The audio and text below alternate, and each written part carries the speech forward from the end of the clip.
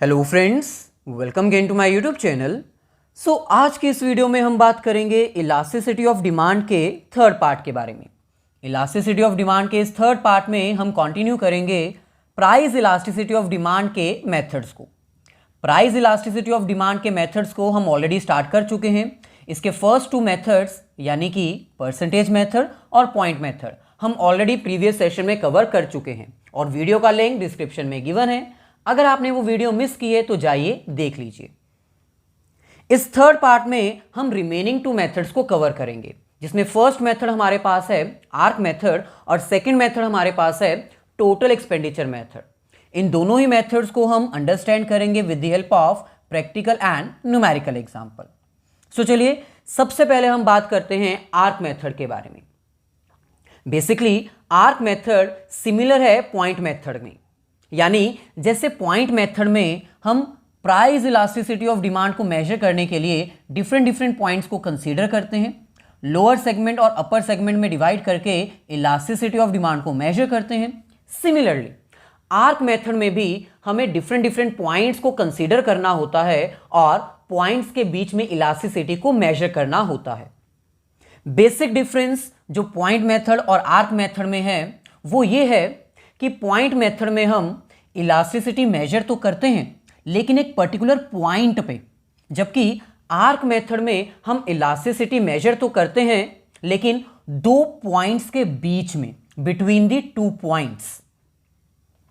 यहां पर हमें कह रहे हैं arc method is similar two point method, यानी जैसे पॉइंट मेथड में हम डिफरेंट पॉइंट्स के अकॉर्डिंग इलास्टिसिटी को मेजर करते थे, सिमिलरली आर्क मेथड में भी पॉइंट को कंसीडर करते हुए हमें इलास्टिसिटी मेजर करनी है।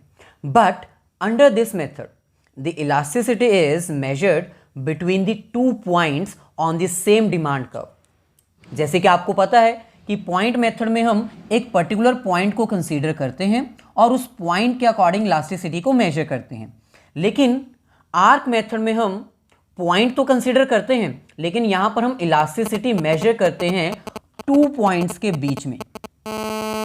सेम डिमांड कर्व में जो दो पॉइंट्स लाई करते हैं उसके बीच में इलास्टिसिटी कितनी होगी, ये फाइंड आउट करने के लिए हम आर्क मेथड यूज करते हैं। यहां पर हम एवरेज रिस्पॉन्सिवनेस को भी कंसीडर करते हैं, यानी average price and average quantity demanded को भी कंसीडर किया जाता है। Under this method average responsiveness और average change in price as well as average change in demand is considered to calculate elasticity। यानी बाकी जितने भी मेथड्स हैं ना, उन सभी के कंपैरिजन में आर्क मेथड थोड़ा हटके मेथड है, थोड़ा अलग मेथड है, क्योंकि यहां पर हम average change in price and average change in demand को कंसीडर करते हैं, इसलिए हम इस मेथड को एवरेज रिस्पॉन्सिव मेथड भी कहते हैं। चलिए आर्क मेथड को एग्जाम्पल की हेल्प से हम अंडरस्टैंड करते हैं। ये हमारे पास है डायग्रामेटिकल प्रेजेंटेशन, ये हमारे पास है डिमांड कर्व जो कि डाउनवर्ड स्लोपिंग है। इस डिमांड कर्व में हमें दो पॉइंट्स दे रखे हैं, first point and second point.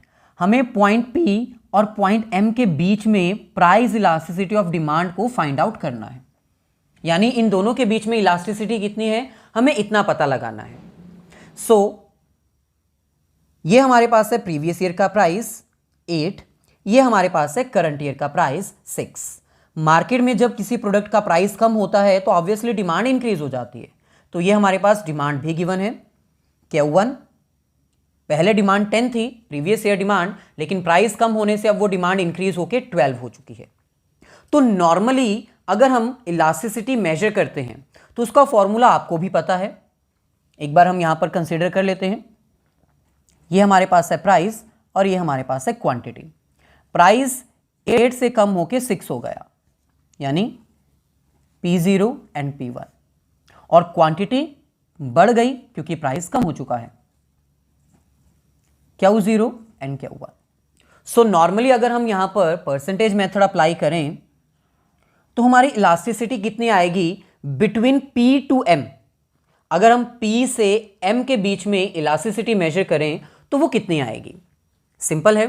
Formula के अकॉर्डिंग सबसे पहले हमें percentage change in quantity demand और फिर दूसरे नंबर पे percentage change in price find out करना है। So 12 minus 10 upon 10 multiply 100 percentage change in quantity. Next 6 minus 8 divided by 8 multiply 100 percentage change in price. So 100 से 100 कैंसिल, ये हमारे पास आ जाएगा 2 अपॉन 10 एंड माइनस 2 अपॉन 8। जैसे कि हमने आपको बताया कि फॉर्मूला में ही माइनस होता है तो माइनस से माइनस यहां पर कैंसिल हो जाएगा और फाइनल आउटकम हमारे पास बचेगा 4 अपॉन 5। सो ये है elasticity, normal elasticity between P to M। अभी हमने आर्क मेथड अप्लाई नहीं किया है, P टू M के बीच की इलास्टिसिटी हमने फाइंड आउट की। अब अगर मैं आपसे पूछूं कि M से लेके P तक की इलास्टिसिटी कितनी होगी तो आप कहोगे सर सेम 4 to 5 ही होगी। अगर हम P से M की इलास्टिसिटी फाइंड आउट करेंगे और वो 4 to 5 आएगी तो M से P के बीच में डिस्टेंस तो सेम है तो इलास्टिसिटी सेम आएगी, लेकिन ऐसा नहीं है।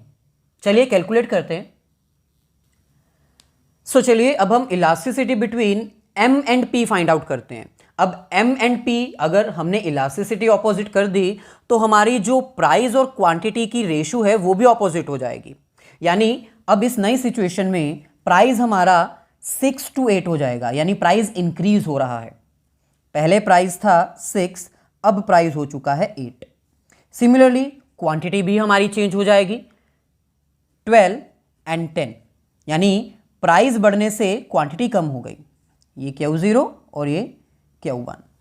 अब अगर हम यहां पर फॉर्मूला अप्लाई करें तो सबसे पहले percentage change in quantity 10 minus 12 upon 12 multiply 100 upon 8 minus 6 upon 6 multiply 100।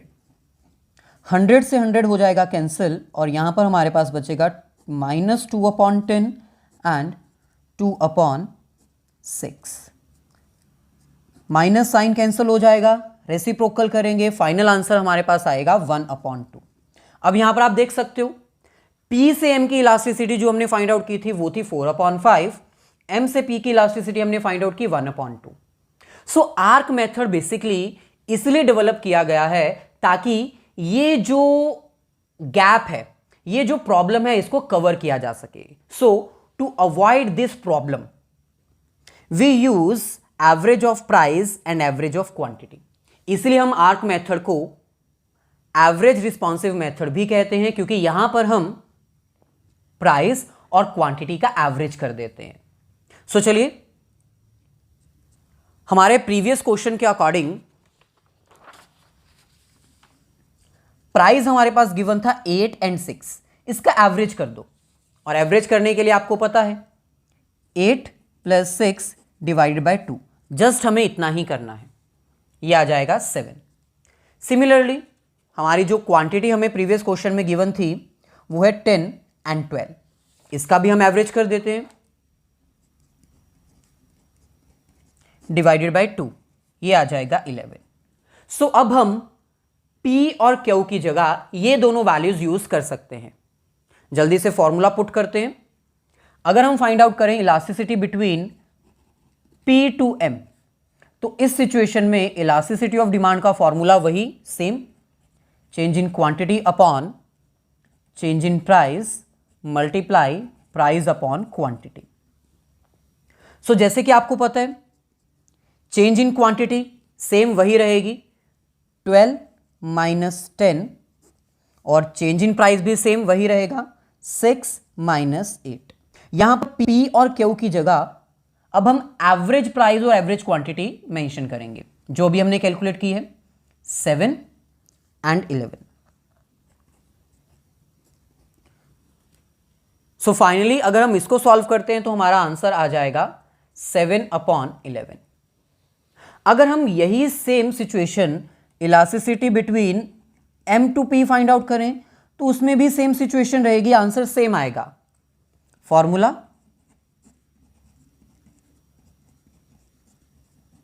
यहां पर 10 माइनस 12 हो जाएगा ऑपोजिट, 8 माइनस 6 हो जाएगा एवरेज वही रहेगा और फाइनल आंसर भी अगेन 7/11 ही आएगा। सो आर्क मेथड बेसिकली एक ऐसा मेथड है जहां पर हम 2 पॉइंट्स के बीच में इलास्टिसिटी फाइंड आउट करते हैं और वो इलास्टिसिटी हम किसी भी डायरेक्शन में फाइंड आउट कर सकते हैं, आंसर सेम आएगा क्योंकि यहां पर हम एवरेज रिस्पॉन्सिव वैल्यू यूज करते हैं। एवरेज रिस्पॉन्सिव वैल्यू का मतलब है average of price and average of quantity. So ऐसे ही प्राइस इलास्टिसिटी ऑफ डिमांड को मेजर करने का लास्ट मेथड हमारे पास है the total outlay method. Total outlay method को हम total average method, total revenue method और टोटल एक्सपेंडिचर मेथड भी कहते हैं।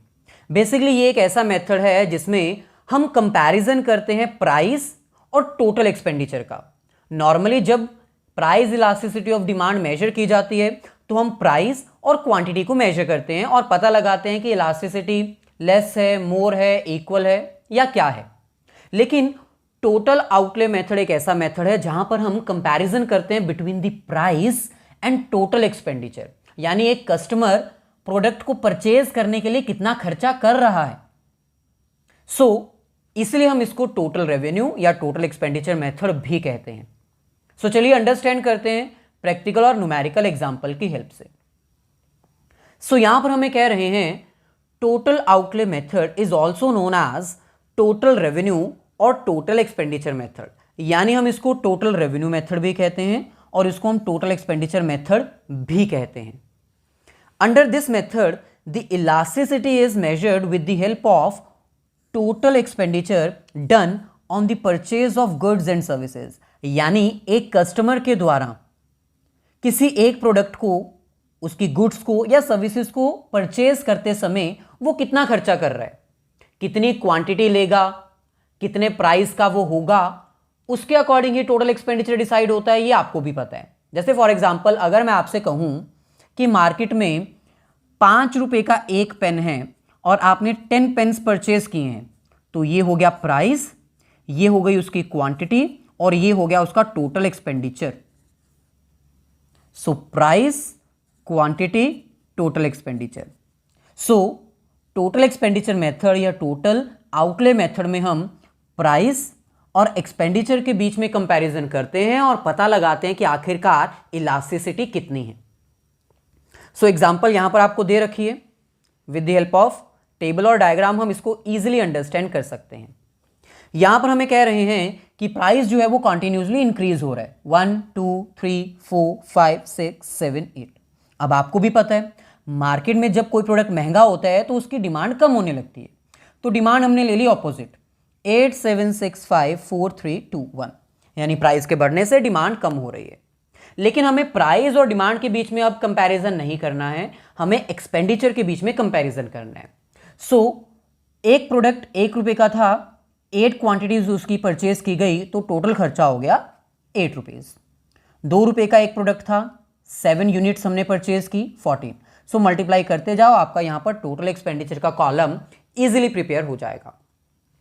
अब यहां पर आप देख सकते हो कि प्राइस के बढ़ने से, प्राइस के इंक्रीज होने से हमारा टोटल एक्सपेंडिचर इंक्रीज हो रहा है, कम नहीं हो रहा है, बढ़ रहा है।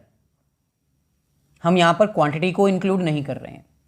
ऐसे ही यहां पर हमारा प्राइस इंक्रीज हुआ है 4 से 5, लेकिन एक्सपेंडिचर में कोई चेंज नहीं आया, कांस्टेंट, इक्वल 20-20। ऐसे ही थर्ड सिचुएशन हमारे पास है, प्राइस के बढ़ने से अब हमारा एक्सपेंडिचर कम होने लग गया, यानी ऑपोजिट। तो टोटल एक्सपेंडिचर मेथड या टोटल आउटले मेथड में हम इलास्टिसिटी को 3 पार्ट्स में डिवाइड करते हैं। फर्स्ट सिचुएशन वो जो सेम डायरेक्शन में मूव करती है, प्राइस भी बढ़ रहा है, एक्सपेंडिचर भी बढ़ रहा है। इस सिचुएशन को हम कहते हैं elasticity is less than 1। Less than 1 क्यों? क्योंकि सिंपल है, प्राइस के बढ़ने से टोटल एक्सपेंडिचर के ऊपर ज्यादा कुछ इफेक्ट आ ही नहीं रहा। जब इफेक्ट ही नहीं आ रहा तो हम क्या बोलेंगे इसको? लेस इलास्टिक, यानी इलास्टिक है ही नहीं, चेंज आ ही नहीं रहा, बहुत कम चेंज आ रहा है। डायग्राम में भी आप देख सकते हो, जैसे जैसे हमारा प्राइस बढ़ रहा है हमारा एक्सपेंडिचर भी इंक्रीज हो रहा है। दोनों सेम डायरेक्शन में मूव कर रहे हैं, इसलिए इलास्टिसिटी इज लेस देन 1। ऐसे ही सेकंड सिचुएशन, एक ऐसी सिचुएशन यहां पर प्राइस तो बढ़ा लेकिन एक्सपेंडिचर इक्वल है। सो आप देख सकते हो प्राइस 4 से 5 हुआ, प्राइस हमारा इंक्रीज हुआ लेकिन टोटल एक्सपेंडिचर पे कोई इफेक्ट नहीं आया, वो 20 का 20 रहा। सो इस सिचुएशन में हमारी क्योंकि एक्सपेंडिचर कांस्टेंट है इसलिए हम इसको क्या बोलेंगे, इलास्टिसिटी इज इक्वल्स टू 1। सो अगर प्राइस और एक्सपेंडिचर सेम डायरेक्शन में मूव करते हैं इलास्टिसिटी इज लेस देन 1, अगर कांस्टेंट रहते हैं तो इक्वल, और अगर ऑपोजिट डायरेक्शन में हो जाते हैं जैसे यहां पर प्राइस के बढ़ने से अब हमारा टोटल एक्सपेंडिचर कम हो रहा है, खर्चा कम हो रहा है। यहां पर आप देख सकते हो प्राइस हमारा इंक्रीज हो रहा है, 5 से 6 हुआ, 6 से 7 हुआ, 7 से 8 हुआ, लेकिन हमारी डिमांड नीचे जा रही है, डिमांड टोटल एक्सपेंडिचर कम हो रहा है। सो ऑपोजिट डायरेक्शन है। सो इस ऑपोजिट डायरेक्शन को हम क्या बोलेंगे, इलास्टिसिटी इज मोर देन 1, यानी प्राइस के चेंज होने से एक्सपेंडिचर के ऊपर बहुत बुरा असर पड़ रहा है, सडन चेंजेस आ रहे हैं। सो क्योंकि चेंजेस आ रहे हैं इसलिए इलास्टिसिटी इज मोर देन 1। सो चलिए जल्दी से हमारे इस टेबल और डायग्राम को हम अच्छे से एक्सप्लेन कर देते हैं। एक्सप्लेनेशन पोर्शन भी हमें गिवन है। कब हमारी इलास्टिसिटी इज इक्वल्स टू 1 होगी, अभी मैंने आपको बताया, with the rise in price और decrease in price but there is no change in total expenditure. मतलब हो सकता है प्राइस बढ़ जाए, हो सकता है प्राइस कम हो जाए, लेकिन प्राइस के बढ़ने से, प्राइस के कम होने से अगर टोटल एक्सपेंडिचर के ऊपर कोई इफेक्ट नहीं आता, कोई चेंज नहीं आता, तो उसको हम बोलेंगे elasticity is unitary, equal to 1। ऐसे ही सेकंड सिचुएशन, कब हमारी elasticity of demand more than 1 होगी, सिंपल, जब प्राइस और टोटल एक्सपेंडिचर में ऑपोजिट डायरेक्शन होगी। इसका मतलब when the relation between price and total expenditure is opposite, then we can say that elasticity of demand is more than 1। यानी price के बढ़ने से अगर टोटल एक्सपेंडिचर मार्केट में कम हो रहा है, ऑपोजिट डायरेक्शन है, तो उसको हम बोलेंगे इलास्टिसिटी इज मोर देन 1। या फिर यह भी हो सकता है कि प्राइस के कम होने से टोटल एक्सपेंडिचर बढ़ने लग जाए, तो ये भी तो ऑपोजिट डायरेक्शन है, इसको भी हम इलास्टिसिटी मोर देन 1 ही कहेंगे। लास्ट, कब हम बोलेंगे कि हमारी elasticity of demand less than 1 है, सिंपल, जब प्राइस और टोटल एक्सपेंडिचर दोनों के दोनों सेम डायरेक्शन में मूव करते हैं। So when there is positive relation between price and total expenditure, total expenditure आएगा यहां पर, then we can say that elasticity of demand is less than 1।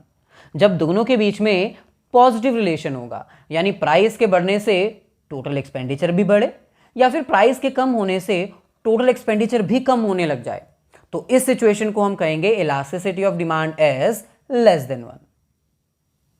सो ये थी हमारी आज की वीडियो जिसमें हमने आपको डिटेल में एक्सप्लेन किया आर्क मेथड और टोटल एक्सपेंडिचर मेथड।